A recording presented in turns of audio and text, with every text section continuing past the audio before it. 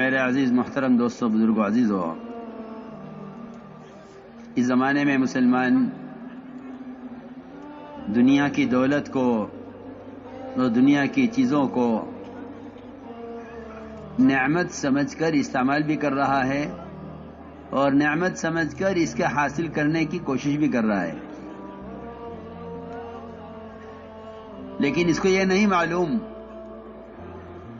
کہ سب سے بڑی دولت اور سب سے بڑی نعمت جو مسلمان کو اس زمانے میں صحابہ کے بعد ملی ہے،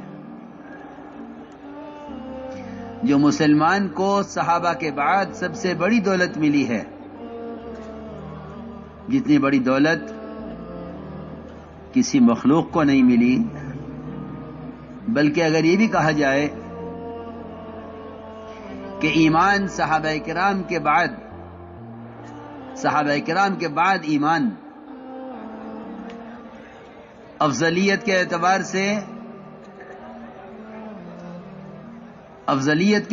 سے اور ایمان بالغیب ہونے کے اعتبار سے صحابہ کے بعد اگر دیا گیا ہے تو اس امت کو دیا گیا ہے۔ ہم نے ہر چیز کو نعمت سمجھا، ہر چیز کو دولت سمجھا اور اس کو حاصل کرنے کی ہر ممکن کوشش کی، لیکن اس زمانے میں مسلمان ایمان کو سب سے بڑی نعمت اور ایمان کو سب سے بڑی دولت نہیں سمجھتا، بلکہ خیال یہ پیدا ہو گیا ہے کہ ہم تو ایمان والے ہیں، ایمان کی ہمیں کیا ضرورت ہے۔ اس زمانے کی سب سے بڑی غلط فہمی یہ ہے اور اس زمانے کا سب سے بڑا دھوکہ یہ لگا ہے ایمان والوں کو کہ وہ سمجھتے ہیں یہ کلمہ لا الہ الا اللہ، اس کی محنت کے میدان وہ اغیار ہیں جو ابھی اسلام میں نہیں آئے ہیں، حالانکہ اللہ رب العزت قرآن میں مومن کو اس کلمے کا زیادہ اہل اور زیادہ حقدار فرما رہے ہیں کہ مومن ایمان کا اہل اور ایمان کا زیادہ حقدار ہے۔ الزمہم کلمۃ التقوی وکانوا احق بها واہلها۔ میں نے ایک بات عرض کی ہے کہ مسلمان نہیں سمجھتا اس زمانے کا کہ ہمیں ملائکہ، انبیاء اور صحابہ، میری بات توجہ چاہے گی بہت، اس زمانے کا مسلمان نہیں سمجھتا کہ ہمیں ملائکہ، انبیاء اور صحابہ، ان تینوں قسموں سے بڑھ کر ایمان ہمیں دیا گیا تھا، ان تینوں قسموں سے بڑھ کر ایمان ہمیں دیا گیا تھا، اس لیے کہ صحیح حدیث ہے۔ میں یہ بات اس لیے کہہ رہا ہوں کہ اس وقت مسلمان جتنا ایمان سے غافل ہے، اعمال سے بھی اتنا غافل نہیں ہے جتنا ایمان سے غافل ہے، حالانکہ حقیقت یہ ہے کہ ایمان کے بغیر نہ اعمال پر استقامت ہو سکتی ہے، نہ ایمان کے بغیر اس کو باطل پر غلبہ مل سکتا ہے، نہ ایمان کے بغیر اللہ کے وعدے اس کے لیے پورے ہو سکتے ہیں، اور نہ ایمان کے بغیر اس کے کسی عمل میں اخلاص ہو سکتا ہے، اور نہ ایمان کے بغیر اسے اپنے دین پر استقامت ہو سکتی ہے۔ یہ جو بنیادی چیزیں ہیں، کیونکہ سارے وعدے یقین پر ہیں، سارا اخلاص یقین میں ہے، سارا غلبہ یقین پر ہے، لیکن اس سب کے باوجود اس زمانے کا مسلمان جتنا ایمان سے غافل ہے اتنا اعمال سے بھی غافل نہیں ہے۔ حالانکہ میں درمیان میں عرض کر دوں کہ علماء نے لکھا ہے کہ احکام کا علم عمل کے لیے مقصود ہے، بذات خود مقصود نہیں ہے۔ علم برائے عمل ہے، علم برائے علم نہیں ہے، علم برائے عمل ہے۔ جب علم برائے عمل ہے تو علم سے فراغت ہو جائے گی، لیکن ایمان برائے ایمان نہیں ہے۔ اللہ کے توحید کا بیان کرنا بلکہ اللہ کی توحید کو بیان کرنا بذات خود مقصود ہے۔ یہ علماء کے سمجھنے کی بات ہے کہ علم برائے عمل مقصود ہے، اس سے فراغت ہو جائے گی.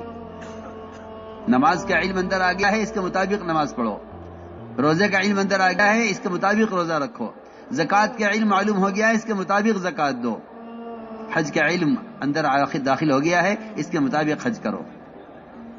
آپ ہر نماز میں کتاب کھول کر نہیں دیکھتے کہ نماز کا طریقہ کیا ہے. آپ حج کرتے ہیں، حج کا طریقہ آپ کو معلوم ہے. آپ زکوٰۃ دیتے ہیں، آپ کو مال کی مقدار معلوم ہے اپنے، اور اس پہ زکوٰۃ کی مقدار آپ کو معلوم ہے. لیکن ایمان سے مومن کو فراغت نہیں ہے. تو میں نے عرض کیا کہ وہ ایمان جو اس امت کو ملائکہ، انبیاء اور صحابہ سے بڑھ کر دیا گیا تھا، اس زمانے کے مسلمان نے سب سے زیادہ ایمان کو ضائع کیا ہے. صحیح حدیث ہے، یہ فرمایا حضور اکرم صلی اللہ علیہ وسلم نے اپنے صحابہ سے فرمایا کہ بتاؤ سب سے افضل ایمان کس کا ہے؟ پوچھا صحابہ سے افضل ایمان کس کا ہے؟ صحابہ نے عرض کیا کہ سب سے افضل ایمان تو ملائکہ کا ہو سکتا ہے. فرمایا کہ ملائکہ کا ایمان افضل ہونا کیا کمال ہے؟ ہونا ہی چاہیے. عرش کو وہ تھامے ہوئے ہیں. ہمیں تو عرش کے وجود پر ایمان لانا ہے کہ ہاں ہے. جنت دوزخ کے وجود پر ایمان لانا ہے کہ ہاں ہے، ہم بغیر دیکھے اس کو کہ ہے. لیکن ملائکہ جو جہنم کی باغیں تھامے ہوئے ہیں، وہ ملائکہ جو جہنم کے عذاب کو بڑھانے اور جہنم کے عذاب کے سارے نظام پر مسلط ہیں، وہ ملائکہ جو ہر وقت رکوع میں یا سجدے میں یا قومے میں یا قاعدے میں یا جلسے میں ہیں، جو سارے غیبی نظام میں فرشتے پھیلے ہوئے ہیں، ان سے بڑھ کر ایمان کس کا ہوگا؟ صحابہ نے عرض کیا کہ یا رسول اللہ، افضل ایمان تو انہی کا ہو سکتا ہے جو ایک اللہ کے مقرب مخلوق ملائکہ ہیں. فرمایا ان کا ایمان ایسا کیوں نہ ہو؟ اور ان کا ایسا ایمان ہونا کیا کمال ہے؟ ان کا ایمان ایسا ہونا ہی چاہیے کیونکہ وہ سارا غیبی نظام دیکھ رہے ہیں. صحابہ نے سوچ کر عرض کیا کہ پھر تو ایسا ایمان انبیاء علیہ السلام کا ہو سکتا ہے. آپ نے فرمایا انبیاء علیہ السلام کا ایمان ایسا کیوں نہ ہو؟ انبیاء کا ایمان ایسا کیوں نہ ہو کہ ان پر وحی آتی ہے، ان کے پاس ملائکہ آتے ہیں، جبرائیل وحی لے کر آتے ہیں. پھر بعد انبیاء علیہ السلام کو آسمان پر اٹھایا گیا، سارا نظام انہوں نے دیکھا. ادریس علیہ السلام نے آسمانوں کی سیر کی ہے، حضور اکرم صلی اللہ علیہ وسلم نے آسمانوں کی سیر کی ہے. آپ نے فرمایا کہ انبیاء کا ایمان ایسے کیوں نہ ہو؟ کیا کمال ہے اس میں؟ انہوں نے سارا غیبی نظام دیکھا ہے. صحابہ نے عرض کیا کہ پھر تو آپ کے بعد ہم رہ گئے. صحابہ کا ایمان ایسا ہونا چاہیے. آلنا کیوں صحابہ کا ایمان ایسا کیوں نہ ہو؟ وحی کو نازل ہوتے ہوئے دیکھ رہے ہیں، فرشتوں کا نزول دیکھ رہے ہیں غزوات میں، اور پھر میں تمہارے درمیان میں ہوں. آپ نے فرمایا میں تمہارے درمیان میں ہوں. تم مسلسل دیکھ رہے ہو آسمان سے وحی بھی آتے ہوئے، مسلسل دیکھ رہے ہو آسمان سے غیبی مددوں کے آتے ہوئے. تمہارا ایمان ایسا کیوں نہ ہو؟ جی ہاں، دیکھو سوچنے کی بات ہے. ملائکہ کا ایمان، انبیاء کا ایمان، صحابہ کا ایمان، ان سب کے ایمان کے بعد آپ نے فرمایا کہ سب سے افضل ایمان ان لوگوں کا ہے جو میرے بعد آئیں گے دنیا میں اور مجھے بغیر دیکھے صرف قرآن حدیث کو دیکھ کر میرے دین میں داخل ہوں گے، مجھ پر ایمان لائیں گے. جنہوں نے نہ مجھے دیکھا ہے نہ انہوں نے غیبی مددیں اور معجزات دیکھے ہیں، افضل ترین ایمان ان کا ہوگا. اللہ اکبر. پھر بھی مسلمان ایمان سے غافل ہے. لکھا ہے علماء نے کہ ایمان صحابہ کے بعد آنے والے، صحابہ کے بعد ایمان میں آنے والے مسلمانوں کا ایمان وہ افضل ترین ایمان ہے، کیونکہ یہ تینوں قسمیں غیب کے نظام کو دیکھ کر ایمان لائی ہیں. اس لیے میں نے عرض کیا کہ سب سے بڑی دولت ایمان ہے، اور ایمان میں ایمان بالغیب اصل ہے. ایمان بالغیب اصل ہے جس میں مشاہدات، تجربات، ظاہری تمام نظام کائنات، اس کا انکار کیے بغیر خدا کی قسم ایمان کا ذرہ بھی دل میں نہیں آتا ہے. یہ ایک مسلم بات ہے کہ نظام کائنات کا، ظاہری پورے نظام کا، مشاہدات کا انکار کیا کرنا پڑے گا تب ایمان دل میں داخل ہوگا. اگر نظام کائنات کو اصل سمجھتا ہے تو ایمان کی حقیقت تک کبھی، ایمان کی حقیقت کیا ہے، ایمان کی ابتدا تک بھی کبھی رسائی نہیں ہوگی، کہ ایمان بالغیب اصل ہے. اس لیے انبیاء علیہ السلام کا سب سے پہلا کام یہ ہوا کہ انہوں نے آ کر جتنی بھی شکلیں تھیں کائنات کی، اور جتنی بھی شکلیں انہوں نے خود بنائی تھی، ان شکلوں پر اپنے نظام اور اپنے مسائل کو تقسیم کر کے، یہ شکل ہے رزق دینے والی، یہ شکل ہے اولاد دینے والی، یہ شکل ہے بارش دینے والی، یہ شکل ہے صحت دینے والی، ان ساری شکلوں کا انکار کیا قدرت کے مقابلے میں. لا الہ میں سب سے پہلے اللہ کے ہر غیر کی نفی ہے.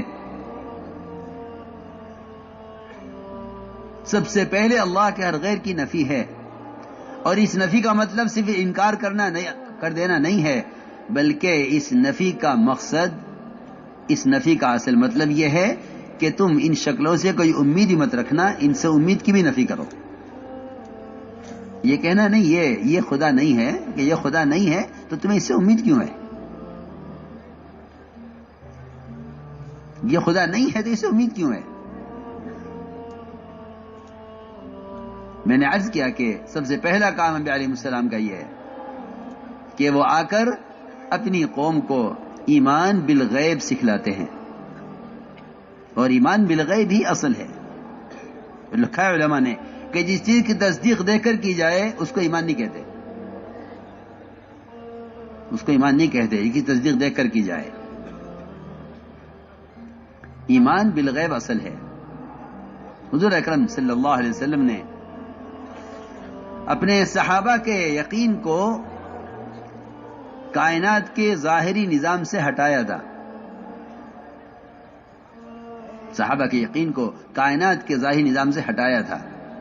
انہوں نے آپ نے کائنات میں پیش آنے والے تغیرات کو، کائنات میں پیش آنے والے تغیرات کو کائنات سے جوڑنے پر کفر سے ڈرایا تھا. میری بات بہت توجہ چاہتی ہے کہ نظام کائنات کو کائنات سے مت جوڑنا، نظام کائنات کو براہ راست خالق کائنات سے جوڑنا.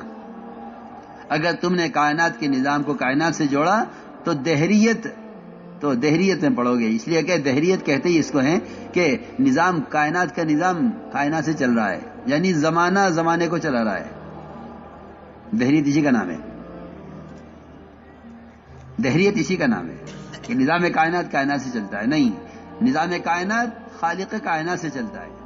خدا کی قسم جتنے منتظر اسرافیل سور پھونکنے میں اللہ کی طرف پیشانی لگائے ہوئے، نظر جمائے ہوئے اللہ کے امر کے منتظر ہیں، جتنا انتظار ان کا ہے اللہ کے امر میں سور پھونکنے سارے عالم کو تباہ کرنے کے لیے، خدا کی قسم اتنا ہی منتظر ایک درخت کا پتا سوکھ کر درخت سے گرنے میں اللہ کے امر کا منتظر ہے. جی ہاں، اس پر ایمان لانا ہوگا تاکہ اس درمیان کی جتنی شکلیں ہیں اسرافیل کے سور پھونکنے سے لے کر اس پتے کے گرنے تک، اور جبرائیل کے حجم اور ان کے قد و قامت اور ان کے پھیلاؤ سے لے کر ان کے طول و عرض سے لے کر ایک چونٹی تک جتنی شکل ان کے درمیان میں ہے، ان ساری شکلوں کا اسی طرح انکار کرنا پڑے گا کہ کرنے والی ذات صرف اللہ کی ہے۔ اللہ کو بولنا سب سے بڑی عبادت ہے، اللہ کو بولنا ذکر ہے۔ اس زمانے میں لوگ صرف تسبیح پڑھنے کو ذکر سمجھتے ہیں، میری بات توجہ چاہتی ہے بہت۔ اس زمانے میں لوگ صرف تسبیح پڑھنے کو ذکر سمجھتے ہیں، نہیں، بلکہ نبی کو جو ذکر کا حکم ہے، نبی کو جو ذکر کا حکم ہے، اس میں نبی کو اس کا حکم ہے کہ آپ کھڑے ہوئیے اور آپ اللہ کی بڑائی کو، اس کی کبریائی کو ان تمام شکلوں کے مقابلے میں بڑا بیان کیجئے۔ آپ سے اور انبیاء سابقین سے جو کفر کی لڑائی ہے وہ ذکر پر نہیں ہے، وہ ذکر پر نہیں ہے، بلکہ وہ لڑائی اللہ کے تذکروں پر ہے، لڑائی اللہ کے تذکروں پر ہے۔ اجعل الآلہۃ الہ واحدہ ان ھذا لشیء عجاب، لڑائی ساری اس پر ہے، لڑائی ساری اس پر تھی۔ اتقتلون رجلا یقول ربی اللہ، کی لڑائی ساری اس پر ہے۔ اس لیے حضور اکرم صلی اللہ علیہ وسلم نے اپنے صحابہ کے ذہن کو کائنات کے ظاہری نظام سے ہٹایا کہ نظام کائنات کے تغیرات کا کائنات سے کوئی تعلق نہیں ہے۔ اونٹوں میں خارش پھیلی، میں بتاؤں گا، سمجھاؤں گا کہ جو حالات پیش آتے ہیں، ان حالات میں اللہ کو لوگ کتنا یاد رکھتے ہیں۔ ٹھیک ہے، ایک تسبیح آپ نے صبح پڑھ لی، ایک شام کو پڑھ لی، اس میں کوئی شک نہیں، اللہ کے ذکر کے انوارات، اس کے ذکر کے فضائل، اس کے ذکر کی برکات سب اپنی جگہ ہیں، اس سے انکار نہیں ہے۔ لیکن یہ بات یاد رکھنا کہ اللہ کے غیر کا تأثر دلوں سے نکلے گا نہیں جب تک اللہ کی ذات سے ہونے میں اس کے غیر کا انکار نہ ہو۔ ایک لا الہ الا اللہ کا ذکر ہے، ایک لا الہ الا اللہ کے تذکرے ہیں۔ چنانچہ صحابہ نے عرض کیا کہ اونٹوں میں خارش پھیل گئی ہے۔ آپ نے سوال کھڑا کیا کہ اونٹوں میں خارش کیسے پھیلی ہے؟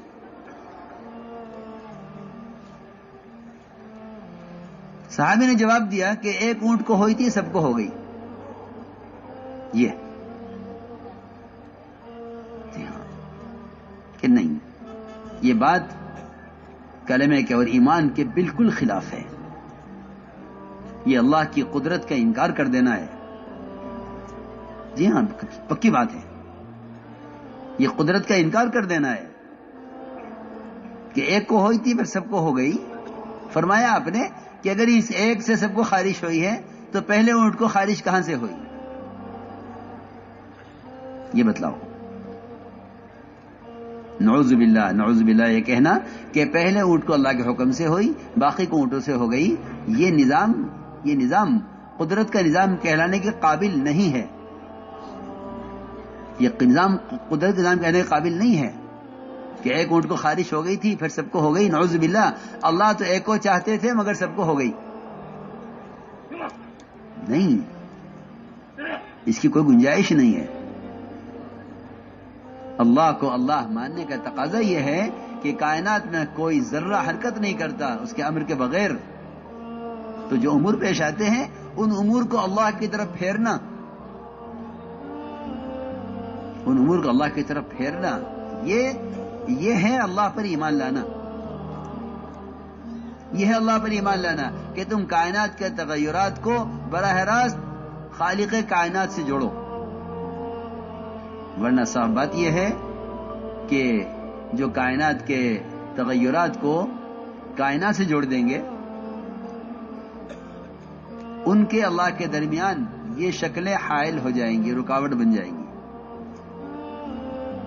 یہ پکی بات ہے کہ جو کائنات کے تغیرات کو کائنات سے جوڑ دیں گے وہ اللہ تک نہیں پہنچ سکیں گے، وہ اللہ تک نہیں پہنچ سکیں گے۔ کیوں؟ اس لیے کہ وہ کہیں گے کہ نجومیوں کو بھی خبر ہے کیا ہوگا. اگر نجومی کا انکار نہیں کریں گے تو یہ نجومی ہوں گے، ستاروں کے پجاری ہوں گے، یہ ستاروں کے پجاری بنیں گے. اگر یہ زمین سے ہونے کا انکار نہیں کریں گے تو یہ زمین کے پجاری بنیں گے، اور دوسروں کو بھی کہیں گے آؤ تم بھی ہمارے ساتھ زمین کا شکریہ ادا کرو کہ زمین غلہ دے رہی ہے. میں بہت اہم بات کہہ رہا ہوں. عقائد بگڑتے ہیں نظام کائنات کو کائنات سے جوڑنے کی وجہ سے. عقیدہ بگڑتا ہے نظام کائنات کو کائنات سے جوڑنے کی وجہ سے. عقیدہ درست ہوتا ہے نظام کائنات کا اللہ کے مقابلے میں انکار کرنے سے. عقیدہ درست ہوتا ہے. عقیدے کی درستگی یہ ہے، اگر یہ نہیں سیکھو گے، یہ نہیں سکھلاؤ گے، اور روزانہ بالالتزام بلا ناغہ اس کی دعوت نہیں دو گے، تو یقین اور حالات، یقین کا بگاڑ اور حالات یہاں تک پہنچا دیں گے کہ تمہیں بھی بیٹھ کے سوچو گے کہ اگر ہم ان کے ساتھ زمین کی جے نہ کہیں تو کیا ہوگا. قانون تو یوں کہہ رہا ہے، پکی بات ہے. وہ تو اللہ کی طرف بلانے کی وجہ سے اللہ کے غیر کا تأثر دل سے نکلتا ہے. جب مومن اپنی زبان سے کہتا ہے کہ اللہ کرتے ہیں، جب مومن اپنی زبان سے کہتا ہے کہ اللہ کرتے ہیں، خدا کی قسم اس سے زیادہ باطل کے دل کے مرعوب ہونے کے لیے خدا کی قسم قرآن حدیث میں اس کے علاوہ اس سے بڑھ کر اور کوئی سبب ملے گا نہیں. میں جو کہہ رہا ہوں سمجھ کر کہہ رہا ہوں. جو مومن کہتا ہے کہ اللہ کریں گے، اس سے زیادہ باطل کے قلوب کو مرعوب کرنے والی اور کوئی چیز نہیں ہے. وَإِذَا ذُكِرَ اللَّهُ وَحْدَهُ اشْمَأَزَّتْ قُلُوبُ الَّذِينَ لَا يُؤْمِنُونَ بِالْآخِرَةِ وَإِذَا ذُكِرَ الَّذِينَ مِن دُونِهِ إِذَا هُمْ يَسْتَبْشِرُونَ. یہ تو خوش اس سے ہوں گے، یہ تو خوش اس بات سے ہوں گے کہ آپ کہیں کہ نہیں جی ایسا نہیں ہے، ہم اللہ بھی ہیں پھر آپ بھی ہیں، اللہ کے بعد آپ ہی ہیں. جی ہاں، جی ہاں، اللہ بھی ہیں آپ بھی ہیں، اللہ کے بعد آپ ہی ہیں. ہاں، اس سے خوش ہو جائیں گے. اور آج کہ نہیں اللہ ہی ہیں صرف، تو ان کے دل مرعوب ہوں گے، ان کے دل مرعوب ہوں گے اس سے، اور ان کا دل شکستہ ہو جائیں گے اس سے کہ مومن یہ کہے کہ اللہ سے ہوتا ہے. میں نے عرض کیا کہ سب سے بنیادی کام یہ تھا کہ نظام کائنات کے تغیرات کو کائنات سے مت جوڑو. اللہ تعالیٰ نظام کائنات کو بدلتے ہی اس لیے ہیں تاکہ دیکھیں کہ مسلمان اس بارے میں کیا کہتا ہے. حدیبیہ کی رات میں بارش ہوئی، حدیبیہ کی رات میں بارش ہوئی. اس بارش پر آپ نے فرمایا صحابہ سے کہ صبح کو تم میں سے بعض کافر ہوں گے بعض مومن. صحابہ گھبرا گئے، کیوں ہم کافر ہو جائیں گے اور کیوں ایمان کھو بیٹھیں گے؟ ایمان کی دولت کے حاصل ہونے کے بعد ہم ایمان سے پلٹ جائیں گے؟ اسے کیسے ہو جائے گا؟ میں کہ ہاں، جو یہ کہے گا کہ بارش اللہ کے حکم سے ہوئی ہے وہ اللہ پر ایمان لانے والا ہے اور ستاروں کا انکار کرنے والا ہے. جو یہ کہے گا نہیں بارش فلاں ستارے کی وجہ سے ہوئی ہے وہ اللہ کے انکار کرنے والا، ستاروں پر ایمان رکھنے والا ہے. تو میں نے عرض کیا کہ ادھر نجومی ستاروں کے پجاری، ادھر زمینوں کے پجاری، یہ کہیں گے مسلمانوں سے کہ آؤ دیکھو یہ نظام